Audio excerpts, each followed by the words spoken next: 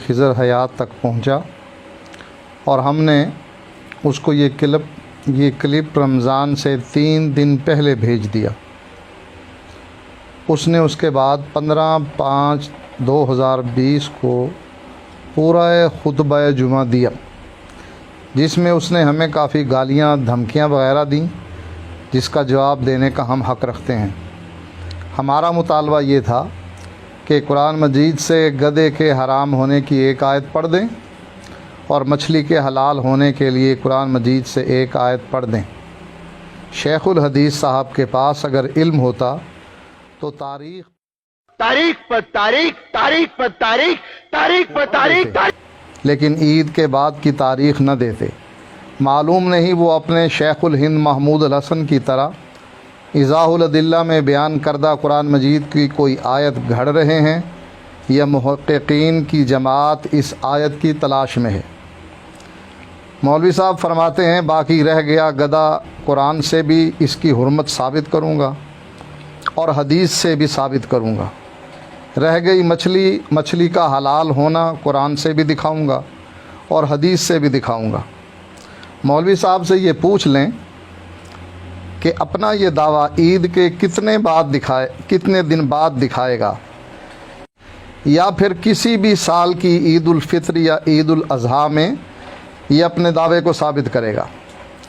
مولوی صاحب ہم پر تنقید کرتے ہوئے بیان کرتے ہیں، یہ مثال تو تب دیتا کہ قرآن کہتا گدھا حرام ہے اور حدیث کہتی حلال ہے، یا قرآن کہتا حلال ہے اور حدیث کہتی حرام ہے، تب تقابل بنتا تھا۔ جب کہ گدھے کو قرآن نے بھی حرام کیا، حدیث نے بھی حرام کہا، مچھلی کو قرآن نے بھی حلال کہا اور حدیث نے بھی حلال کہا۔ دکھانا میرا کام ہے۔ جب قرآن و سنت دونوں ایک مسئلے پر متفق ہیں تو طالب الشیطان تقابل کیسے ہوگا؟ یہی تو ہم چاہتے ہیں کہ وہ قرآن کی ایک آیت گدھے کے حرام ہونے کے بارے میں اور مچھلی کی ایک آیت کہ بغیر ذبح کیے ہوئے مچھلی حلال ہے مردہ حالت میں، وہ ہمیں دکھا دے۔ ہمارا تو مطالبہ ہی یہ تھا۔ لمبی چوڑی تنقید اور گالیاں اور سب کچھ کرنے کے باوجود اس نے ابھی تک ہمیں کوئی ایسی آیت پڑھ کر نہیں بتلائی۔ اب میں اس کا جواب دیتا ہوں۔ او دجال ابن دجال، تمہارا مذہب تو یہ ہے جو کہ نور الانوار ملا جیون کی تصنیف میں موجود ہے کہ قرآن مجید کی 2 آیتیں آپس میں ٹکرا گئی ہیں اور تم نے لکھا ہے کہ یہ دونوں آیتیں ساقط ہو گئی ہیں۔ یہ قرآن مجید کی آیات قرات کے بارے میں ہے، ایک قرات سے منع کرتی ہے تمہارے بقول اور دوسری اجازت دیتی ہے۔ تم نے دونوں آیتوں کو قرآن سے ساقط کر دیا اور ثابت کیا کہ قرآن کی یہ آیتیں آپس میں ٹکرا رہی ہیں۔ جب قرآن کی آیتیں آپس میں ٹکرا رہی ہیں تو قرآن اور حدیث اگر آپس میں ٹکرا جائے تو یہ تو معمولی بات ہے۔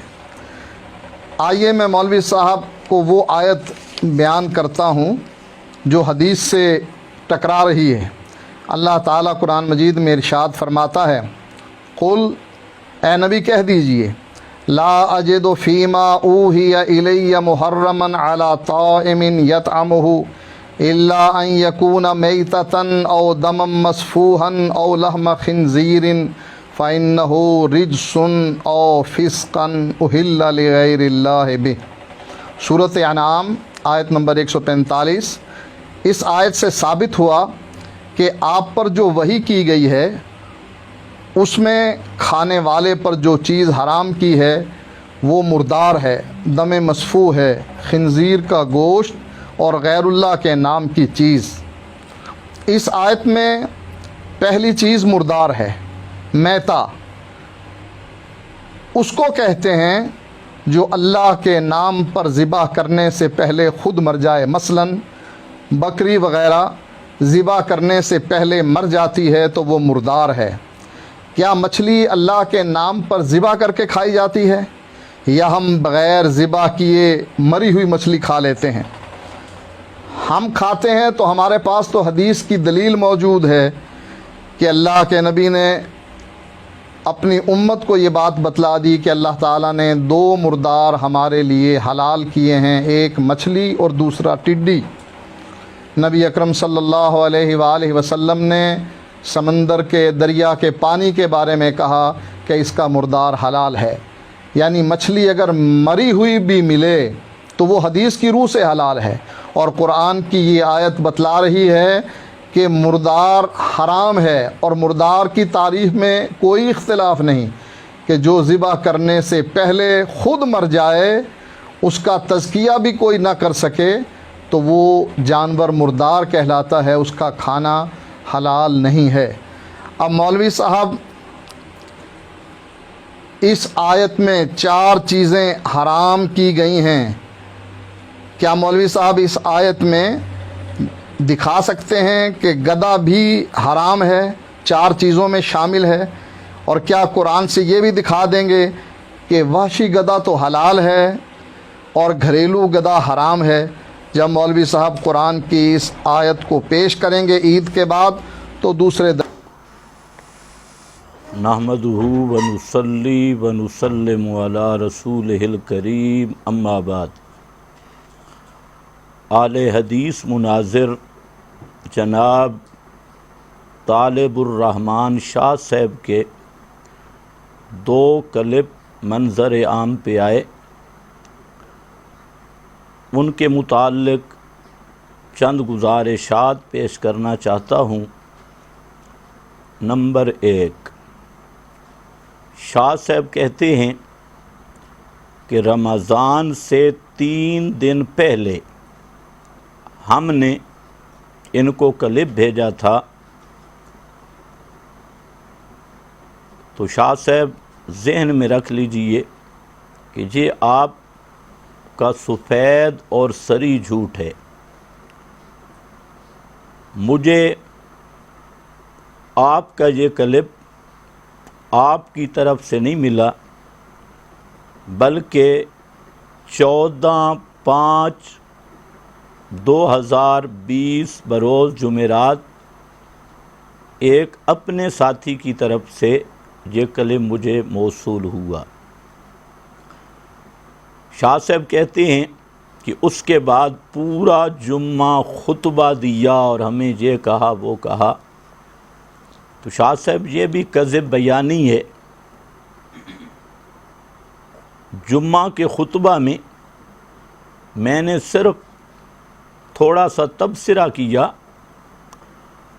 اور میں نے یہ کہا کہ انشاءاللہ عید کے بعد اس کا جواب دوں گا، اور اس کی وجہ یہ تھی کہ یہ کلپ ایک ایسی نامعقول بات پر مشتمل تھا کہ مجھے توقع یہ تھی کہ آپ کے اپنے مسلک کے سمجھدار اہل حدیث علماء خود آپ کی تردید کریں گے اور آپ کو جواب دیں گے، اور ساتھ یہ مقصد بھی تھا کہ آپ کا یہ کلپ تمام لوگوں تک پہنچے، اور ہم جو کہا کرتے ہیں کہ اہل حدیث کا قرآن پر ایمان نہیں ہے، یہ بات سب لوگوں پہ واضح ہو جائے اور سب لوگ یہ تسلی سے کلپ سن لیں، اس کے بعد ہم کچھ عرض کریں گے۔ تو اس لیے آپ کے اس کلپ میں جواب دینے میں تاخیر ہوئی۔ ویسے بھی اللہ تعالیٰ کا قانون بھی ہے امہال المجرمین، مجرموں کو مہلت دینا، یہ قانون خدا بندی بھی ہے۔ شاہ صاحب کے دونوں کلپوں کا خلاصہ اور مرکزی نقطہ وہ ایک بات ہے۔ شاہ صاحب کہتے ہیں کہ جو لوگ قرآن کریم کے مقابل، اس بات کو ذرا توجہ سے سننا ہے، جو لوگ قرآن کریم کے مقابل روایت کو نہیں مانتے، ایسے لوگ منکرین حدیث ہیں۔ یہ شاہ صاحب کا اصل دعویٰ اور مرکزی نقطہ ہے اور پوری گفتگو کا یہی دار و مدار اور یہی اصل ہے، یہی موضوع ہے۔ تو گزارش یہ ہے کہ شاہ صاحب کے اس دعویٰ سے معلوم ہوتا ہے کہ حضرت شاہ صاحب کو عظمت قرآن کا علم بھی نہیں اور منصب نبوت سے بھی بے خبر ہیں۔ تو شاہ صاحب کی اصلاح کے لیے چند باتیں میں عرض کرتا ہوں۔ پہلی گزارش یہ ہے کہ حضرت شاہ جی توجہ فرمائیں، قرآن کریم یہ اللہ کا کلام ہے، اور آپ کو معلوم ہے کلام الملوک ملوک الکلام مشہور بات ہے کہ بادشاہ کا کلام کلاموں کا بادشاہ ہے۔ تو جو کلاموں کا بادشاہ ہے، اگر روایتیں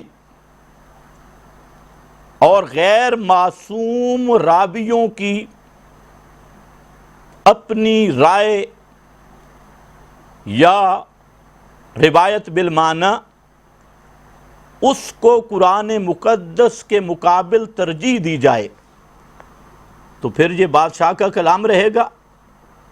نمبر 2، قرآن کریم وہ کتاب ہے جس کے شروع میں اللہ رب العزت نے قرآن مقدس کی عظمت بیان کرتے ہوئے ذکر کیا، ذالک الکتاب لا ریب فیہ، یہ وہ کتاب ہے، ذالک الکتاب لا ریب فیہ، یہ لا ریب کتاب ہے، کل کو اضطراب و شک سے پاک کتاب ہے۔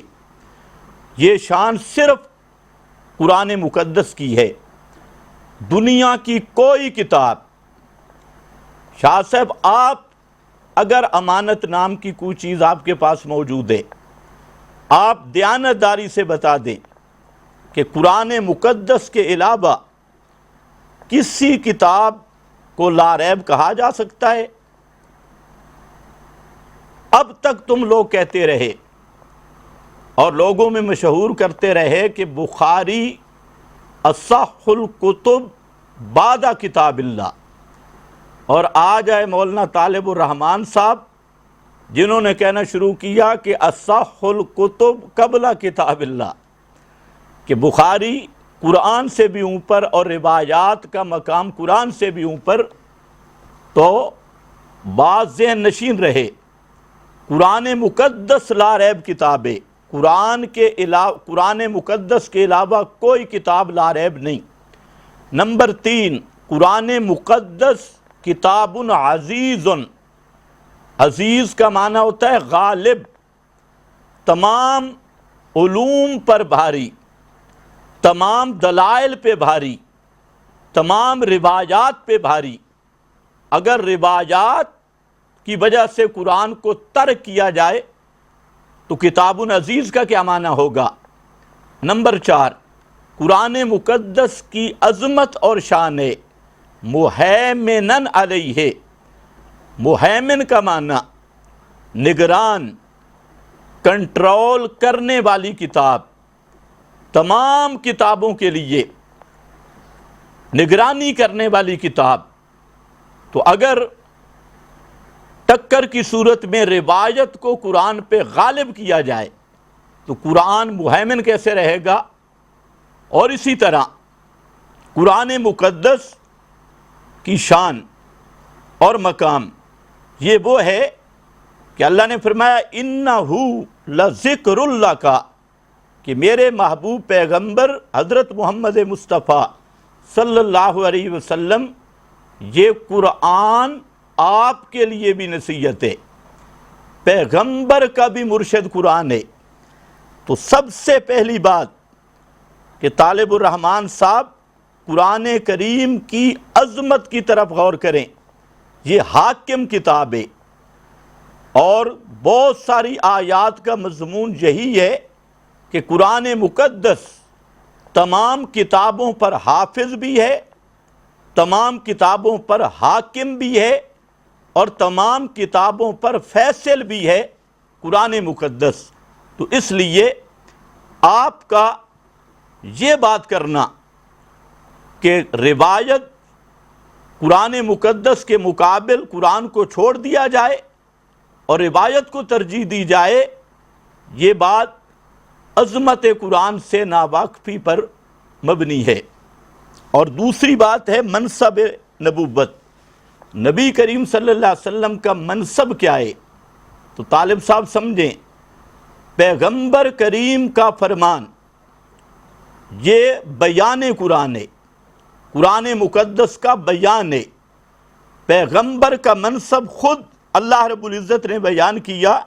سورۃ النحل آیت نمبر 44 ذرا پڑھ کے دیکھیں، وَأَنزَلْنَا إِلَيْكَ الذِّكْرَ لِتُبَيِّنَ لِلنَّاسِ مَا نُزِّلَ إِلَيْهِمْ، کہ میرے پیغمبر ہم نے انزلنا الیک، ہم نے نازل کیا تیری طرف الذکر، قرآن کو، نصیحت کو، لتبین للناس، تاکہ آپ کھولیں لوگوں کے سامنے ما نزل الیہم، جو ان کی طرف نازل کیا گیا۔ تو پیغمبر کریم کا منصب ہے بیان قرآن، اور اسی طرح آپ کو متعدد مقامات پر نبی کریم صلی اللہ علیہ وسلم کی عظمت ملے گی۔ یعلمہم الکتاب والحکمہ، پیغمبر کریم کا منصب ہے تعلیم القرآن، پیغمبر کا منصب ہے تبیین القرآن، تفسیر القرآن۔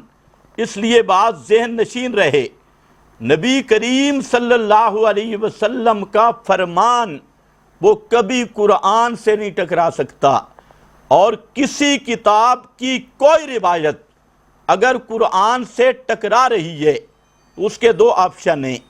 پہلا آپشن یہ ہے کہ اس روایت میں تعبیل کر کے اس کا ایسا معنی بیان کیا جائے کہ وہ قرآن مقدس کے موافق ہو جائے اور قرآن مقدس سے تقابل ختم ہو جائے، اور اگر ایسا نہیں ہو سکتا تو وہ روایت راویوں، غیر معصوم راوی، ان کی غلطی ہو سکتی ہے، ان کی بھول ہو سکتی ہے، روایت بالمعنی ہو سکتی ہے، اس کے اور بھی کئی معامل ہو سکتے ہیں، اس کو قرآن مقدس کے مقابل قطعاً تسلیم کرنے کی ہماری شریعت میں اجازت نہیں ہے۔ یہ بات اسی کے ضمن میں آپ کو ایک مثال بھی دیتا ہوں کہ رسول مکرم صلی اللہ علیہ وسلم کی عظمت اور شان وہ ہے مفسر قرآن ہونا اور مبین قرآن ہونا۔ مثال کے طور پہ آپ کو مچھلی اور گدھے سے بڑی تکلیف ہو رہی تھی، جو انشاءاللہ عن قریب یہی گدھا اور مچھلی آپ کے لیے مصیبت بننے والے ہیں۔ یہاں میرے پاس قرآن مقدس یہ سورۃ النحل ہے، اس میں اللہ رب العزت فرماتے ہیں، یہ آیت نمبر 14، فرمایا سخر البحر وَهُوَ الَّذِي سَخَّرَ الْبَحْرَ لِتَأْكُلُوا مِنْهُ لَحْمًا طَرِيًّا، لِتَأْكُلُوا مِنْهُ لَحْمًا طَرِيًّا۔ طالب الرحمن صاحب، لِتَأْكُلُوا، اللہ نے تمہارے لیے سمندر کو مسخر کیا تاکہ تم اس سے تازہ گوشت کھاؤ۔ یہ تازہ گوشت کیا ہے؟ تازہ گوشت کھاؤ۔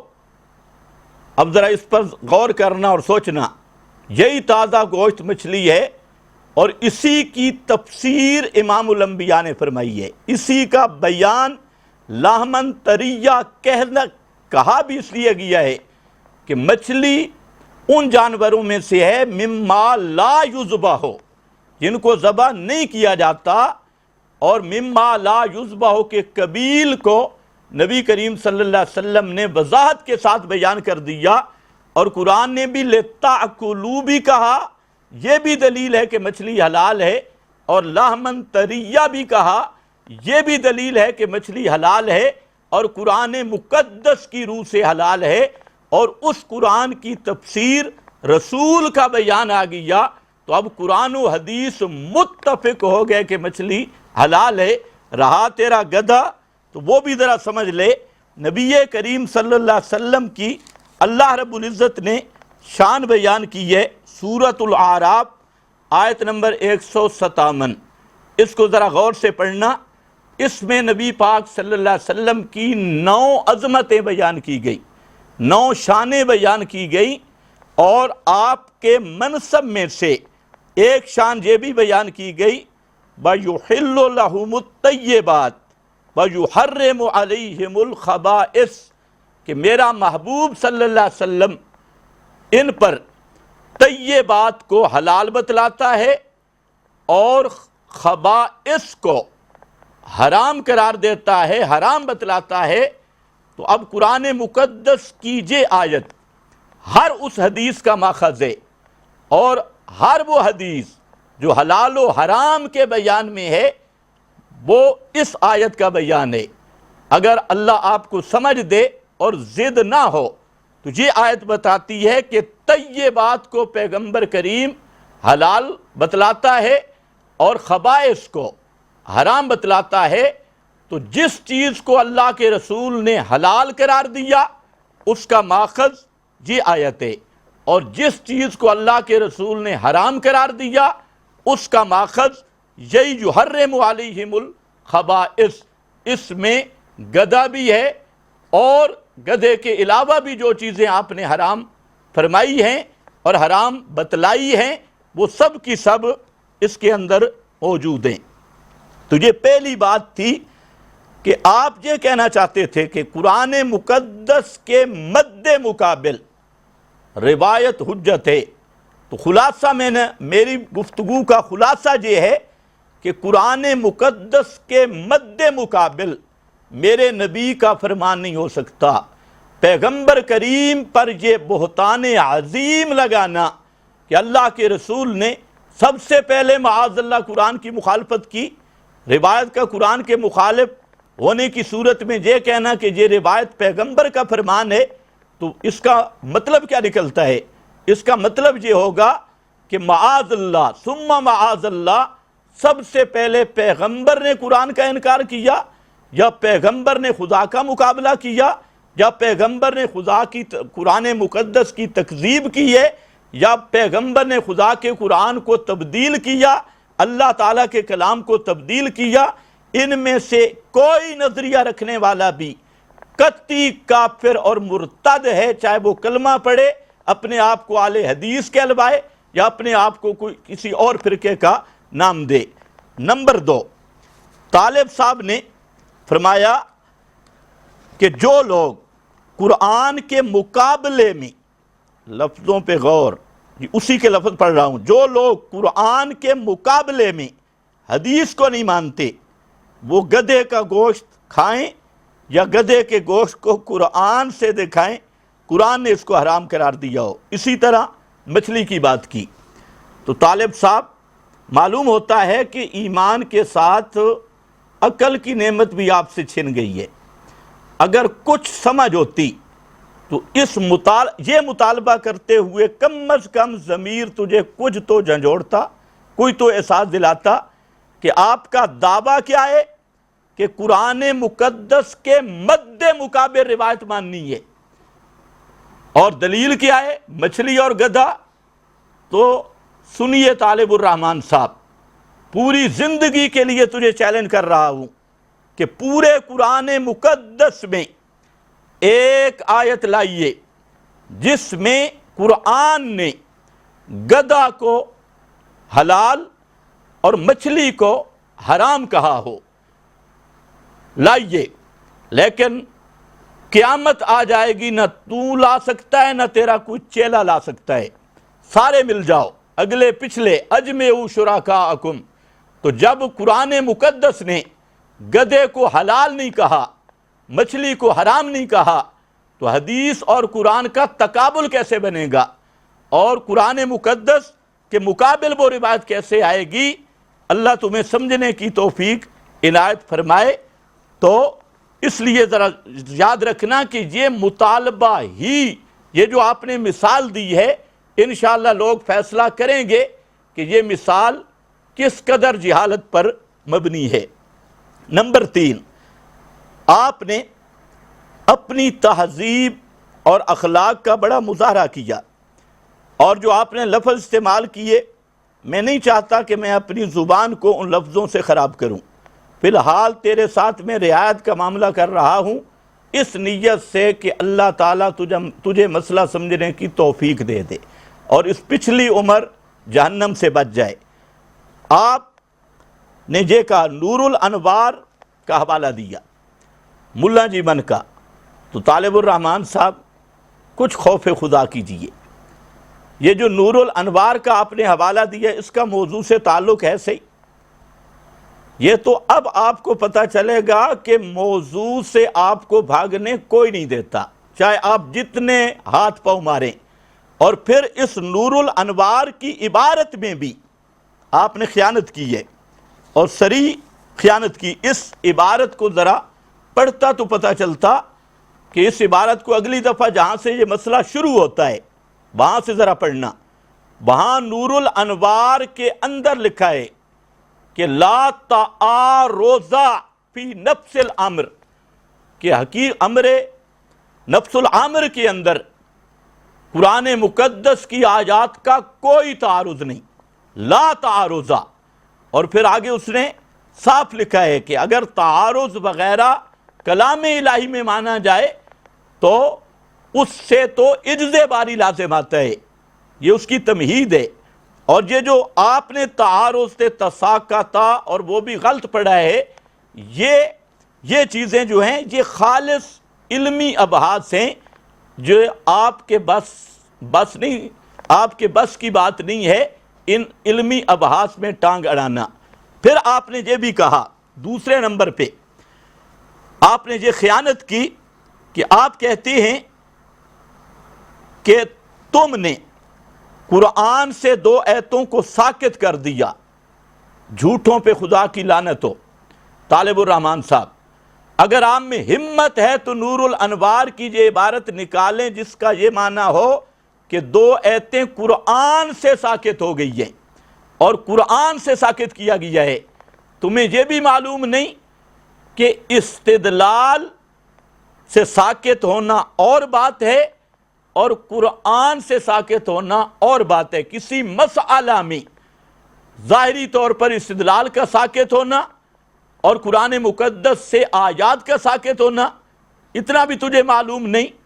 تیسری آپ نے خیانت یہ کی ہے کہ آپ نے ملا جیمن کا نام استعمال کیا نور الانوار، اور نور الانوار میں کیا ایک ضابطے کی مثال ہے، اس ضابطے کی مثال کو آپ نے اپنی جہالت سے مذہب بنا ڈالا ہے۔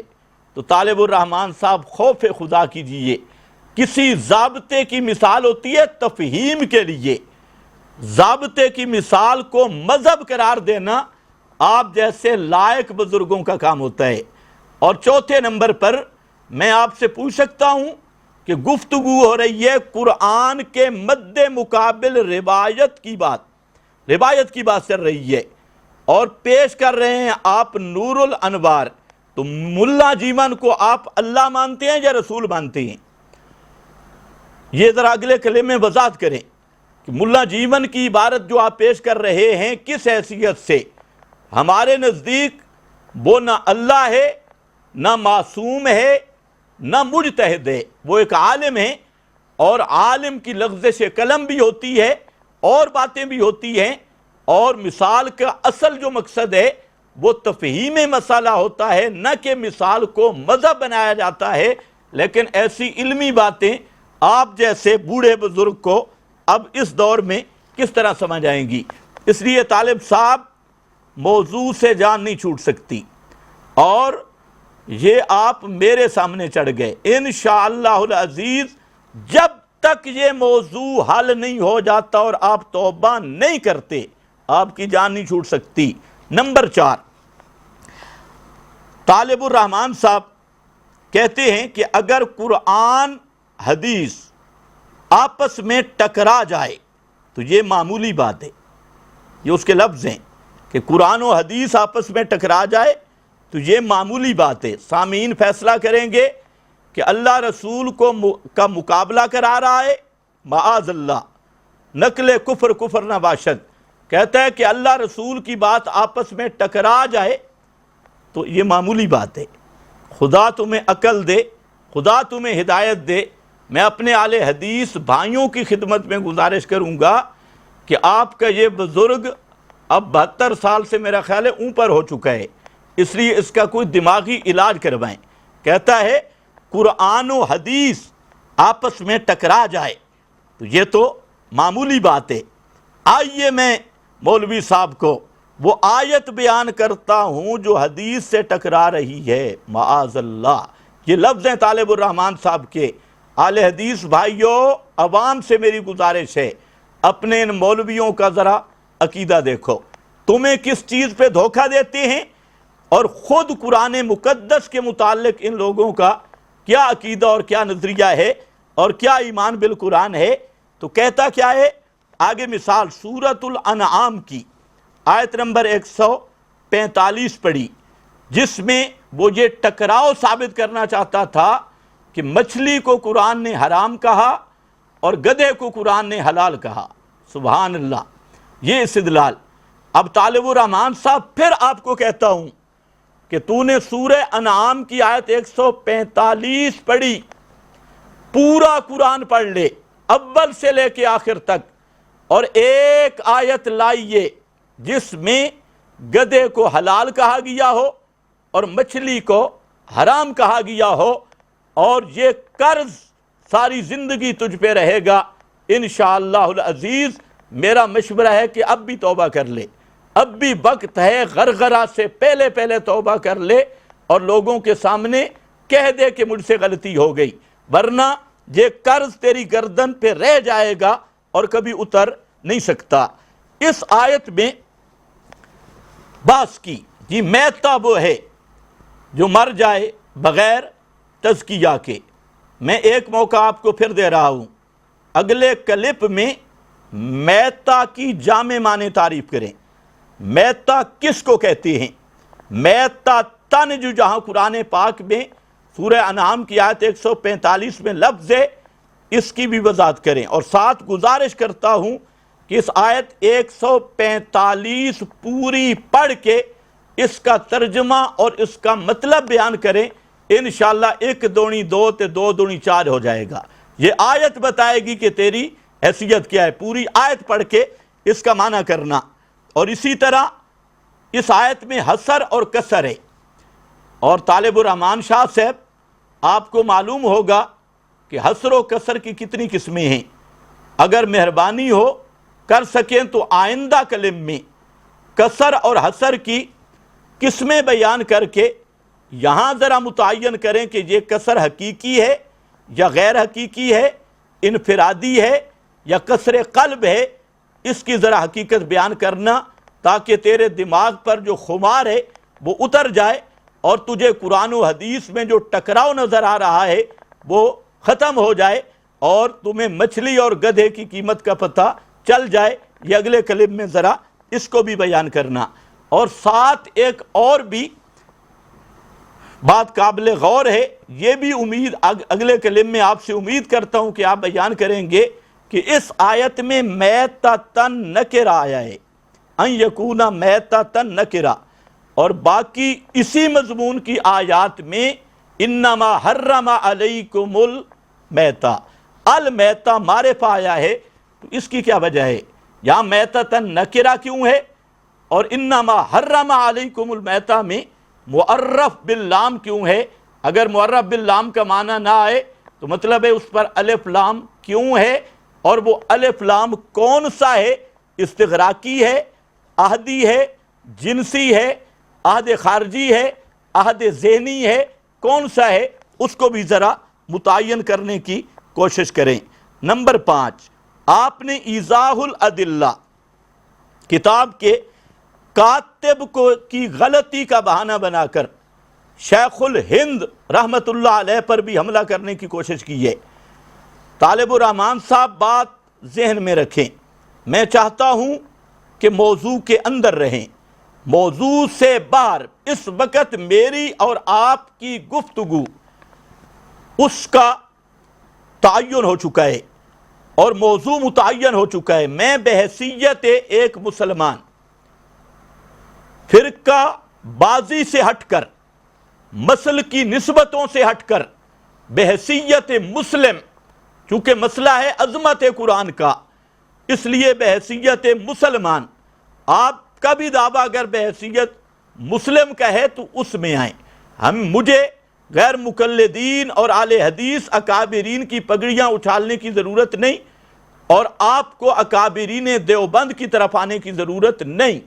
اس موضوع سے فارغ ہو کر انشاءاللہ یہ موضوع پورا کر لے، اور اس کے بعد اگر آپ کا ذوق ہوا تو میں ثابت کروں گا۔ میرا دعویٰ یہ ہے کہ تمہارا مذہب تحریف قرآن پہ مبنی ہے، تم تحریف معنوی بھی کرتے ہو اور تحریف لفظی بھی تم کرتے ہو، دونوں تحریفات تمہارے اصولوں میں موجود ہیں، اور تمہارے ان ماخذ میں تحریف کا یہ جراثیم موجود ہے کہ جن ماخذ کی وجہ سے تم قرآن کو چھوڑتے ہو اور ان ماخذوں کی طرف بھاگتے ہو، ان روایتوں کی طرف بھاگتے ہو، تو وہ روایت بھی انشاءاللہ آئے گی، پتہ چل جائے گا کہ اہل حدیث کا مذہب بھی شیعوں کی طرح تعریف قرآن ہے۔ بہرحال ان موضوعات کی طرف آنے کی ضرورت نہیں، اور نہ میں آپ کو موضوع سے کبھی فرار ہونے دوں گا، ابھی یہ بات متعین ہے۔ نمبر 6، آپ نے کہا ہے کہ نبی اکرم صلی اللہ علیہ وسلم نے دریا کے، سمندر کے پانی کے بارے میں کہا ہے کہ اس کا مردار حلال ہے، یہ آپ کے لفظ ہیں، اس کا مردار حلال ہے۔ گزارش یہ ہے کہ اس حدیث کے ذرا الفاظ بھی پڑھ کے سنا دیں بعین ہی اسی طرح، اور یہ وضاحت بھی کر لیں کہ سمندر کا مردار حلال ہے، تو اگر خنزیر یا کتا سمندر میں ڈوب کر مر جائے تو کیا وہ بھی اس حدیث کی روشنی میں طالب الرحمن کے نزدیک حلال ہوگا؟ کیونکہ ویسے اب قرآن کی عظمت تو تیرے دل میں ہے نہیں، تو نے تو دیکھنا ہے روایت اور روایت کے بھی ظاہر کو، تو اس حدیث کے ظاہر سے تو یہی لگ رہا ہے کہ جو آپ نے لفظ پڑھے کہ پانی کے بارے میں کہا ہے کہ اس کا مردار حلال ہے، تو پانی کا مردار تو واضح بات ہے، اگر کتا پانی میں گر کے ڈوب جائے، خنزیر ڈوب جائے، لومڑ ڈوب جائے، بلہ ڈوب جائے، یہ حلال ہوں گے یا حرام؟ تو آپ مہربانی کر کے اہل حدیثوں کو فتویٰ دے دے کہ حدیث میں آ گیا لہذا یہ بھی حلال ہے، تاکہ آپ کے اچھی نشو و نما ہو اور آپ کی معیشت بھی بڑھے، اور خوراک کے پہلے بھی مجھے معلوم ہے لیکن میں موضوع نہیں بدلنا چاہتا، خوراکوں میں بھی اضافہ ہو جائے۔ گزارش یہ کرنا چاہتا ہوں کہ آپ نے یہ جو سورہ انعام کی آیت 145 پڑھی ہے، اس کا ترجمہ غور سے کرنا، یہ آپ کو ایک موقع دے رہا ہوں، اور اس سے استدلال بھی غور سے کرنا۔ خلاصہ یہ نکلا، میں نے عرض یہ کیا، صرف 2-3 باتیں عوام کے لیے عرض کر رہا ہوں۔ میں نے عرض یہ کیا کہ ہمارے نزدیک نبی کریم صلی اللہ علیہ وسلم کا فرمان عالی شان یہ قرآن کا بیان ہے، قرآن کی تفسیر ہے، قرآن کی توضیح ہے، اور نبی کریم صلی اللہ علیہ وسلم کا فرمان عالی شان وہ قرآن سے نہیں ٹکراتا، اور جو روایت کسی کتاب کی ہو، چاہے بخاری کی ہو، مسلم کی ہو، دنیا کی کسی کتاب کی جو روایت قرآن مقدس سے ٹکرا جائے، قرآن کے مد مقابل ہو، تو ہمارے پاس 2 آپشن ہیں۔ پہلے اس کی درایت پہ گفتگو ہے، پھر اس کی سند پہ گفتگو ہے۔